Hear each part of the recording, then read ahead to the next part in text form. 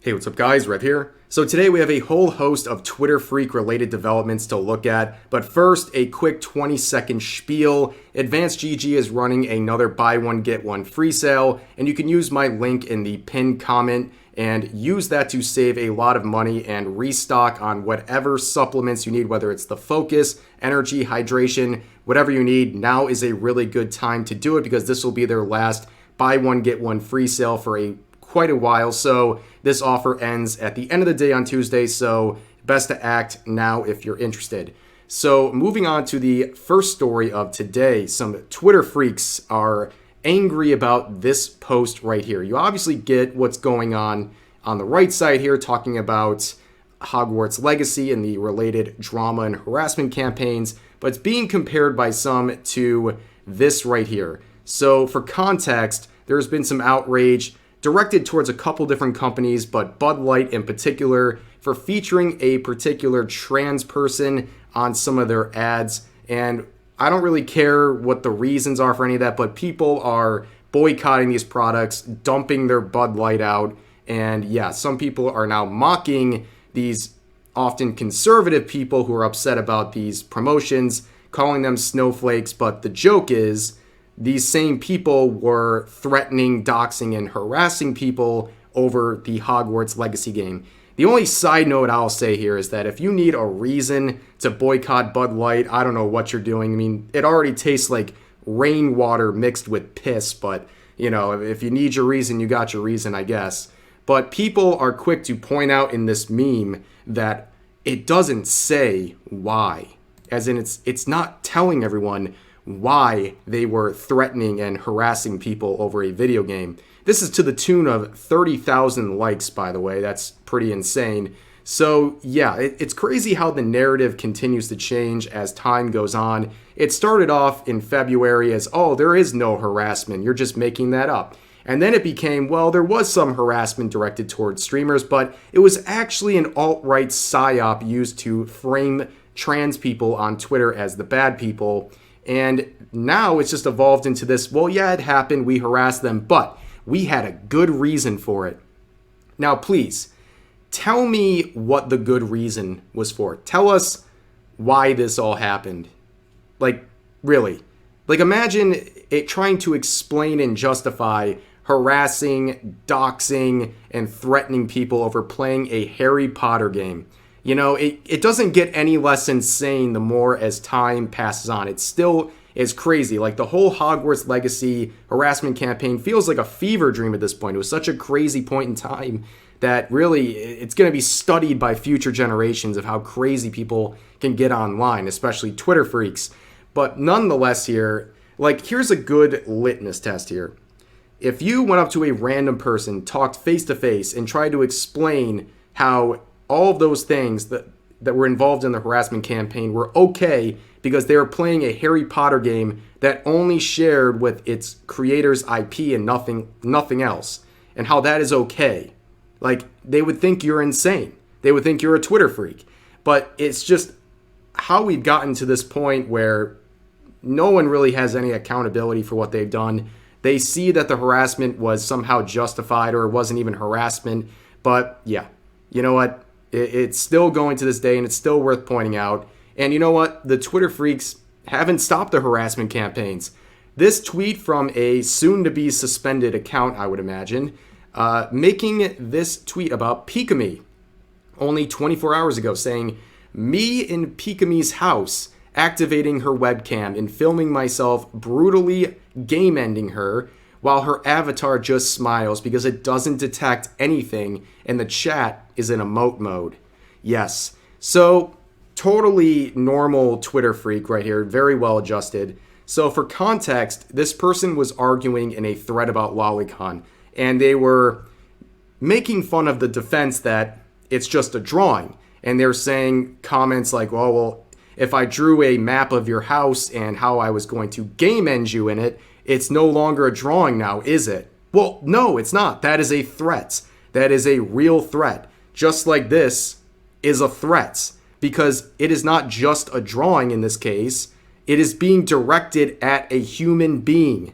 that is when it is no longer a drawing. That defense works saying it's just a drawing when it's an anime girl, because it is just a drawing. It's not hurting anyone in real life. Anything that happens to that drawing does not impact anyone in real life. But when you take a drawing like this and attach a real world threat to it, it is no longer just a drawing. It is a drawing and an accompanying threat.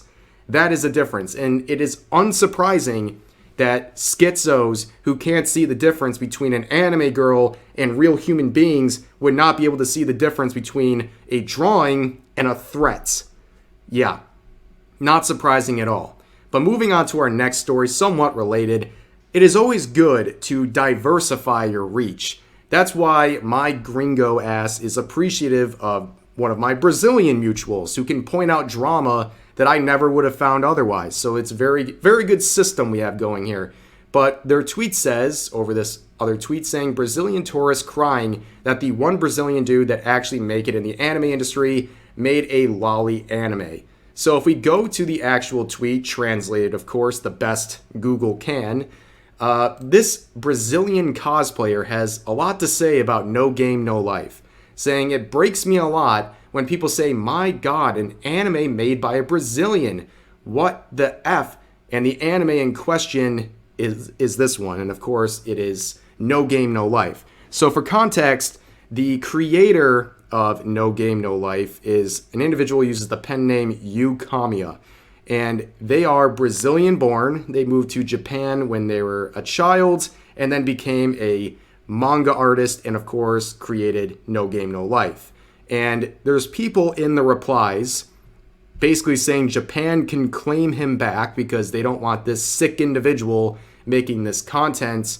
And obviously, this person and those upset are angry that this Brazilian manga artist, probably the most famous Brazilian manga artist, created something with lolly themes in it. So you can see, based on some of the more translated replies, the cosplayer saying, I don't know if it's because I watched it a long time ago, but I had deleted the scene from my memory. I just don't remember it, and that was better for me.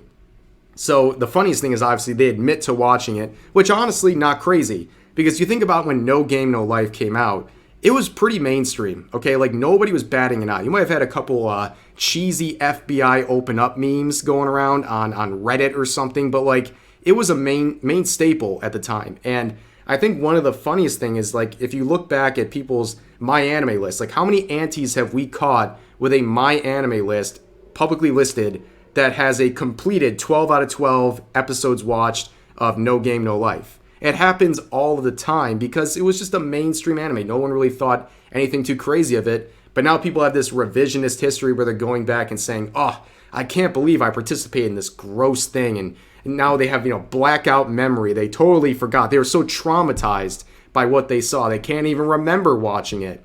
But they go on to say in this one too, the context was created solely for this Greasy to put more sexualization in Sora's relationship with Shiro. She is sickly jealous of him with other girls. All the time they put in suggestive poses and very revealing clothes. That scene where Sora bets her panties is a funny one. But nonetheless, so let's just establish this. Okay, this person clearly is saying it's sick to have these underage characters in suggestive poses and wearing revealing clothes, right? That's the standard they're working with. Like, girl, this was you 1 month ago, cosplaying Yuno Gasai, who is 14. A sexualized picture of her with your sexualized cosplay of her. But you're going to get mad at No Game, No Life over this stuff? Like, be for real. Like, if you want to make these crazy standards about fictional characters and their age, you know what? I'm not going to cry for you when your standards are applied right back at you and you fall the same way that you're trying to chastise other people for, just like the creator of No Game, No Life. Honestly, the only disturbing thing about this entire story is that there isn't a second season of No Game, No Life, and it needs to happen now. But nonetheless, another somewhat related topic, I thought you guys would get a laugh out of this one. So this Fate series, this Type Moon related gimmick account, is angry because they even broke character to make this long thread saying, can't believe I have to drop my millionth statement about weird people following this account, but about randomized tweets by the bot about Ilya or random characters does not invite anyone to make weird jokes about lolicon or cunny in the replies or quotes. And they go on saying this stuff is weird and whatever. So this is one of those random joke accounts. So basically it takes a name of a character from the franchise and adds a random caption like Ilya Ilya files her taxes, or Ishtar is sex coded. Like these things, I mean, they're both, that last one's very accurate, but they're very upset about focusing on a franchise that is heavily into lolly and lolicon themes, and then their Pikachu shocked face when people are coming from those circles and replying to their tweets. Like, duh. Well, what'd you expect to happen? And they're trying to act like the lolly themes aren't a big part of it. Like, you guys know that there is a different part of the series that is exclusively lolicon focused that got 4 seasons, right? It got 4 seasons. You trying to act like this franchise doesn't know what this is, or that fans of the franchise aren't aware of this stuff or aren't supporting it? It's kind of crazy, but there's really nothing else to say. Just point and laugh at the person who is engaging in a franchise that they're pretending to be so offended by. Like, if you're an anti, there's no way you can exist with anything with Type Moon or Fate or anything like that. It just doesn't work. But nonetheless, that is going to do it for this video. I appreciate the listen, guys. Please let me know all your thoughts about the related topics in the comment section down below, and I'll see you guys next time.